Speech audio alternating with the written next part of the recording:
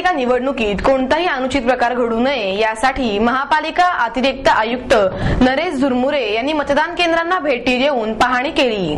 पालिका निवडणुकीत कोणताही अनुचित प्रकार होऊ नये यासाठी महापालिका अतिरिक्त आयुक्त नरेश झुरमुरे यांनी विविध मतदान केंद्रांना भेटी देऊन पाहणी केली। मतदान यंत्रामध्ये काही बिघाड झालाय का, कुठे काही गडबड आहे का, गर्दी होऊ नये यासाठी पाहणी करीत असल्याचे झुरमुरे यांनी सांगितले। यावेळी त्यांच्या बरोबर उपायुक्त रमेश शेलार उपस्थित होते।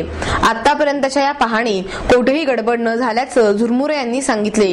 जर यंत्रामध्ये काही बिघाड झाला तर राखीव मतदान यंत्र असल्याने कोणतीही अडचण येणार नसल्याचं त्यांनी सांगितलं। पुणे मनपाच्या अतिक्रमण विभागानं कोणत्याही प्रकारे बूथवर पक्षाचे झेंडे अथवा चिन्ह लावल्याचे परवानगी दिली नव्हती, त्या सर्व पक्षांनी पालन केल्याचं रमेश शेलार यांनी सांगितलं।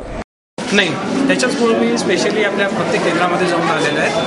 जे काही आता इलेक्ट्रॉनिक्स आणि दोन प्रभागामध्ये त्यांना 2 बोट करायचे, तर लोकांना काही प्रॉब्लेम होतो आहे का, किंवा आता इलेक्ट्रॉनिक्स ते मशीन्स आहेत त्याच्यामध्ये काही प्रॉब्लेम होतो आहे का हे बघण्यासाठी म्हणून अशा आमच्या सर्वत्र टीम केलेल्या आहे। अजूनपर्यंत जसा काही लोकांतर्फे अनुचित प्रकार असा निदर्शनास आला नाही, किंवा टेक्निकल जे प्रॉब्लेम्स आहेत ते सुद्धा अजून दिसून आलेले नाहीत। आणि आमच्या तशा स्पेअर मशीन्ससुद्धा आहेत, परंतु अजूनपर्यंत काही मशीन्स काम करत नाही किंवा मशीन्समध्ये काही प्रॉब्लेम आहे अशा प्रकारच्या अजूनपर्यंत तक्रारी आल्या नाही।